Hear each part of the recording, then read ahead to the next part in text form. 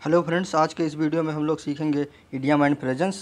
और पिछले लेक्चर में हम लोगों ने सीखा था 10 न्यू वर्ड्स, वोकाबुलरी वर्ड्स, जो आपके कम्पिटिटिव एग्जाम से काफ़ी इंपॉर्टेंट थे। तो चलिए आज का ये वीडियो स्टार्ट करते हैं। फर्स्ट इडियम एंड फ्रेज है एपल ऑफ वन आई। इसका मतलब होता है आँखों का तारा होना, मतलब किसी का प्रिय होना, आँखों का तारा होना, आँखों का तारा होना। मीनिंग होता है इसका person or thing that someone loves very much. तो एक कैसे कोई आदमी है तो उसको अगर काफ़ी लोग प्रेम करते हैं, लव करते हैं वेरी मच, तो उसको हम कहते हैं एपल्स ऑफ वंस समवंस आई। और यही होता है इडियम एंड फ्रेजेस। तो यहाँ पे इडियम एंड फ्रेज कारण ये इसका मतलब अलग हो जाता है। चलिए नेक्स्ट पे आते हैं। नेक्स्ट आपका इडियम एंड फ्रेज है अ लेफ्ट हैंडेड कॉम्प्लीमेंट। और इसका मतलब होता है कि प्रशंसा के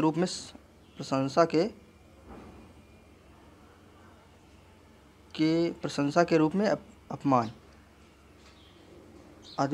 कुछ आदमी ऐसे होते हैं जो प्रशंसा तो करेंगे लेकिन उसमें आपका अपमान छिपा होता है, तो इसको हम कहते हैं अ लेफ्ट हैंडेड कॉम्प्लीमेंट। तो मीनिंग होता है I and insult in the pretence of expression of appreciation. तो वो आपके सामने हंस हंस के बात करके आपको लगेगा कि वो आपकी प्रशंसा कर रहे हैं, लेकिन उसमें वो आपका अपमान करते हैं। तो इसको हम कहते हैं अ लेफ्ट हैंडेड कॉम्प्लीमेंट। चलिए नेक्स्ट इडियम एंड फ्रेज पे आते हैं। और नेक्स्ट है idiom phrase a site for source I. तो इसका मतलब होता है जो दुखदायक आँखों के लिए कोई ऐसी चीज़ मिल जाना या देखने के लिए उत्सुक होना जिससे आपको रिलीफ मिले। तो मीनिंग होता है person or thing that one is extremely pleased or relieved to see. तो मतलब जिसको देख के लोगों को क्या हो जाता है, लोगों को काफ़ी सुखदायक स्थिति प्रदान होती है, उनको आराम मिलता है। तो उसको कहते हैं साइट फॉर सोर आइज। चलिए नेक्स्ट इडियम एंड फ्रेज पे आते हैं। नेक्स्ट इडियम फ्रेज है ब्रेड एंड बटर।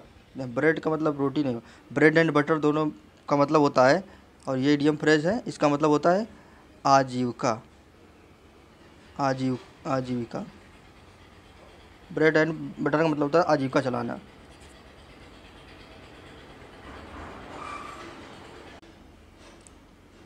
चलिए नेक्स्ट पे आते हैं। नेक्स्ट है back to square one. Back to square one का मतलब है जैसे आपने कोई काम कर दिया है, उसके बाद फिर से आपको वही काम स्टार्ट करना पड़े, एक बार करने के बाद आपको फिर से स्टार्ट करना पड़े, तो उसको हम कहते हैं बैक टू स्क्वायर वन। जैसे मान लिया आपने कोई होमवर्क किया, उसके बाद फिर से आपको स्टार्ट करके काफ़ी हो सकता है वो रॉन्ग हो गया हो। तो मीनिंग होता है इसका having to start all over again, start working on plan from beginning because your previous attempt all failed. तो आपने पूरा कंप्लीट कर दिया लेकिन उसमें कुछ गड़बड़ी होने के कारण वो क्या होता है, कम्प्लीटली फेल्ड हो गया। तो आपको क्या करना पड़ेगा, फिर से स्टार्ट करना पड़ता है। तो उसको हम कहते हैं बैक टू स्क्वायर वन। तो इसका मतलब होता है फिर से स्टार्ट करना,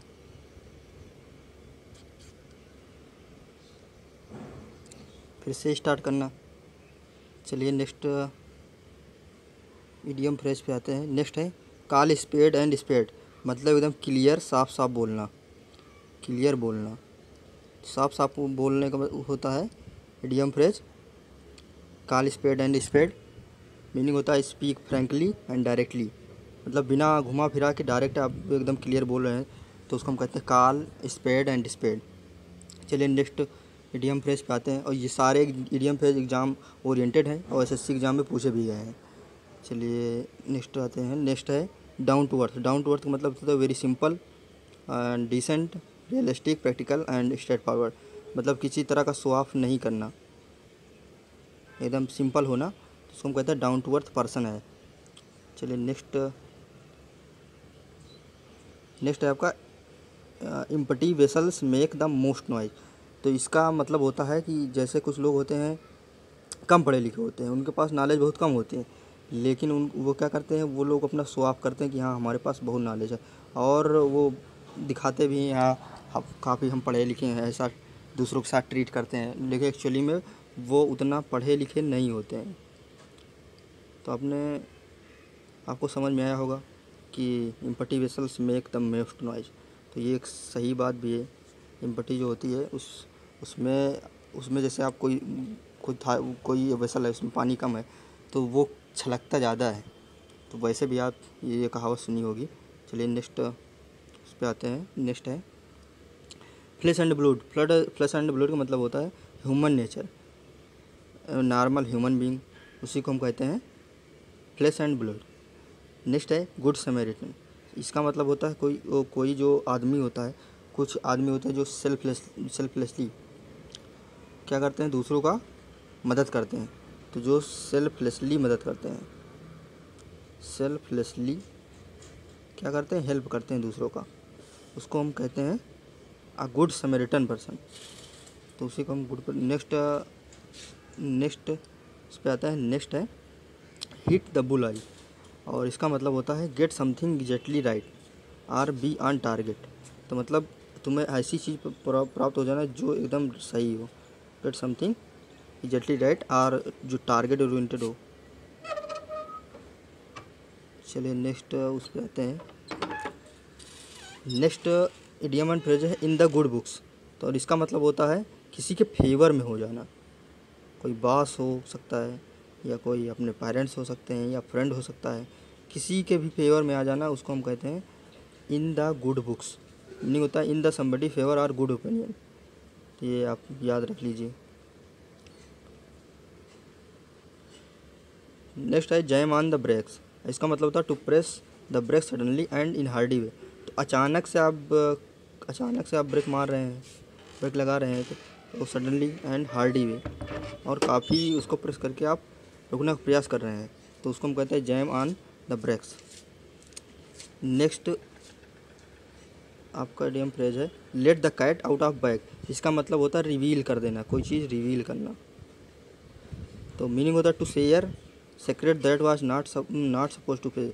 इसको शेयर नहीं करना चाहिए, लेकिन उसको कुछ क्या कर रहे हैं, शेयर करने हैं, तो उसको हम कहते हैं he is letting the cat out of bag.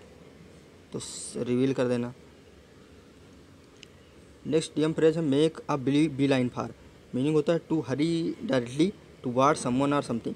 तो किसी स्ट्रेट फॉरवर्ड मैनर में सीधे चले जाना, तो उसको हम कहते हैं जल्दी जल्दी चले जाना इसी एक पर्टिकुलर डायरेक्शन में, स्ट्रेट फॉरवर्ड मैनर में, उसको हम कहते हैं make a beeline for.